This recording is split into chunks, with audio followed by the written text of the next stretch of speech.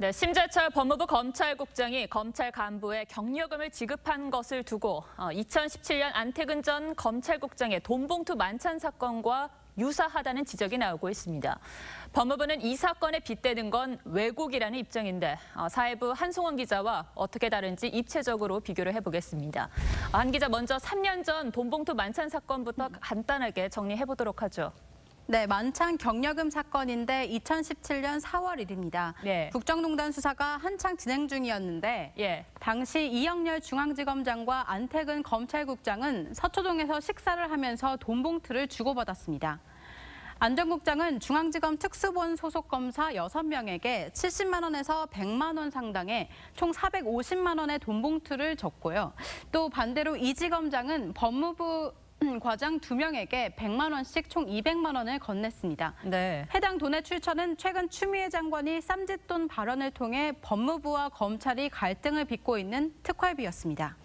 자, 당시 법무부 검찰국장이 일선 검사들에게 돈봉투를 줬다. 자, 이 부분만 보면 이번 심재철 국장의 일과 유사해 보이는데 어떻습니까? 네, 그렇습니다. 법조계에서는 밥자리만 없다 뿐이지 돈봉투를 지급한 맥락은 같다는 해석이 많습니다.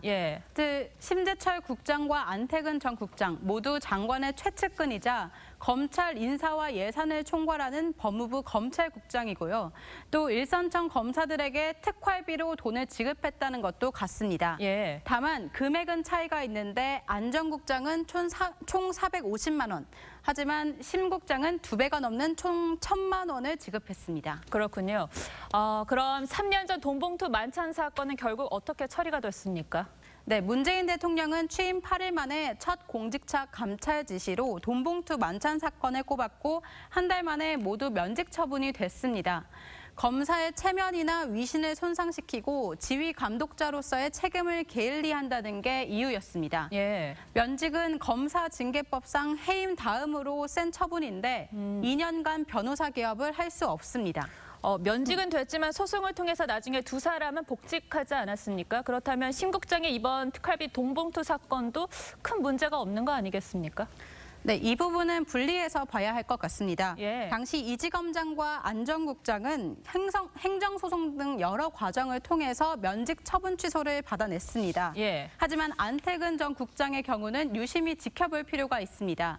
안 전 국장은 면직 취소 소송에서 승소했지만 올해 법무부는 안 전 국장의 사표를 수리하기 전에 감봉 6개월 징계 처분을 내렸습니다.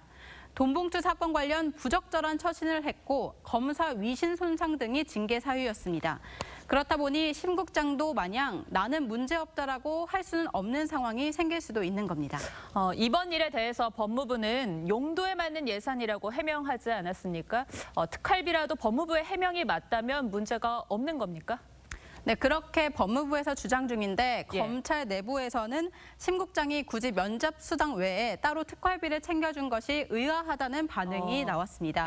한 검찰 관계자는 신임 검사 연수로 면접위원회 가면 면접 수당으로만 100만 원 정도 나오는 걸로 알고 있다며 특활비는 수사 기밀비라고 하더니 면접위원들에게 나눠준 것이 이해가 되지 않는다고 말했습니다.